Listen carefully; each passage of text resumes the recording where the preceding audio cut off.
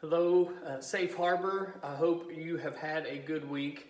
I want to touch base just as we prepare our hearts for this Sunday as we again have the opportunity to gather together in person for worship, in addition to you have the option of watching it online and worshiping from home, or also listening to on the radio here on site.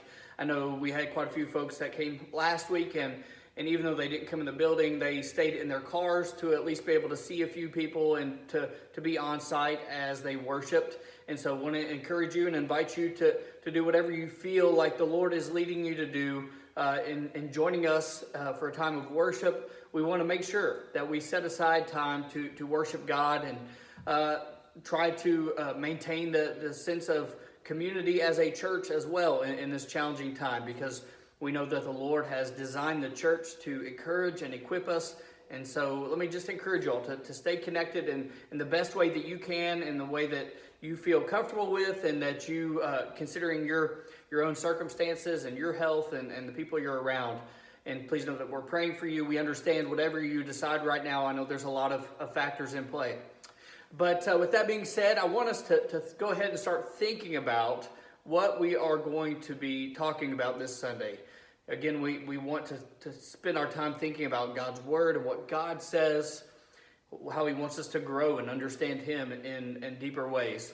And so we are continuing through the book of 1 Peter. 1 Peter is about, it's written to Christians who are living in exile in this world, who are facing challenges, knowing that this world and the way it operates is in many ways opposed to how God operates, and yet we find ourselves here as His people, and we are called to represent Him and to live in this world in a way that honors God.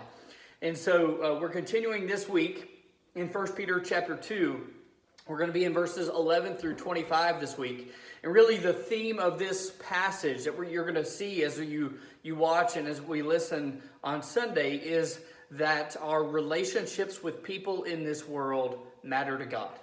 And we're going to see some specific relationships that God highlights in this passage for us to think about. Relationships with authorities, now, any kind of authority figure, government, parents, bosses, all those types of authority figures in our life, and how we relate to them. How we relate to people that aren't Christians. Just how we relate to brothers and sisters who are Christians. And then how we relate to people who are maybe causing us to suffer injustice in some way, and we are being treated unfairly, and yet God calls us to live in a way that honors Him even in those situations. And so I think it'll be challenging as we think about our own lives and how are we living in our relationships with other people in all the different situations we find ourselves in. But I want us to focus on the first two verses of the passage today as we prepare our hearts, because these two verses really kind of capture the heart of what we're going to be talking about Sunday. So let me read that for us. Verse 11. Dear friends, I urge you, as strangers and exiles, to abstain from sinful desires that wage war against the soul. Conduct yourselves honorably among the Gentiles, so that when they slander you as evildoers, they will observe your good works and will glorify God on the day He visits. All right, so in this passage, which introduces what we're going to be talking about Sunday, verse 11, we are implored as Christians who live in this world, we're strangers in this world, we're called to live in a particular way, and that is a way that we abstain from sinful desires. We are called, we saw last week, we are a royal priesthood, a holy nation. This is who God has made us to be, and to live that out, we need to fight against the sinful desires that come our way. We know that we live in a world where sin is always crouching at our door. There's temptation everywhere. And yet we know that these things as Christians, these desires actually are waging war against our souls, against who we want to be for God. And so we need to recognize sinful desires as a battle that we need to fight, that we need to fight for holiness. And we see that what we're going to see is all our relationships and the way we honor God or don't honor God in our relationships stems from our own souls and how we are either walking in holiness or giving into sin, because those things then carry over into our relationships with other people. And then we see that kind of builds on it in this passage.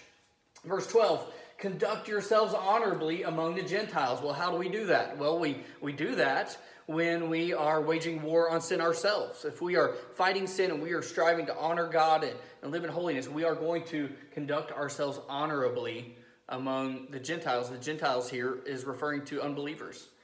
So that when they slander you as evildoers, they will observe your good works and will glorify God on the day he visits. And so we see that we are called to live our lives among people in a way that they look at us, they may think we're evil or bad at first, but then they see us, and then God uses that to change their mentality. That ultimately God uses that as a part of them coming to glorify him.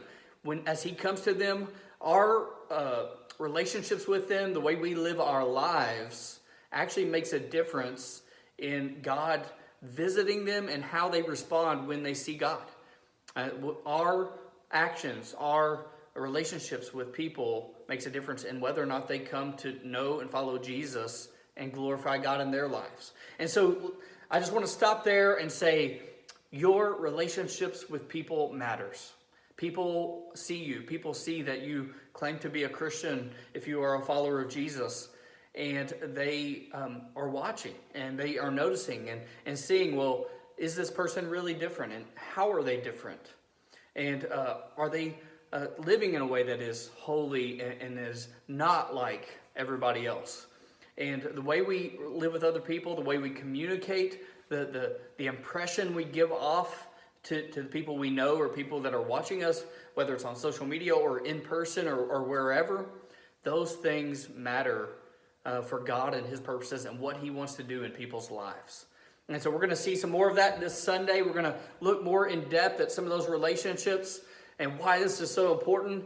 And I know that God is going to use this in our lives to help us grow, to help us self-evaluate, to look honestly at our lives and areas that we want God to change us and to better honor him in our relationships with other people. So to that end, I'm praying for you. I'm praying for our church that we would be a people, a community of people who honor God in our relationships here in this community, in Georgetown, Scott County, and wherever we may go and whoever we may come in contact with.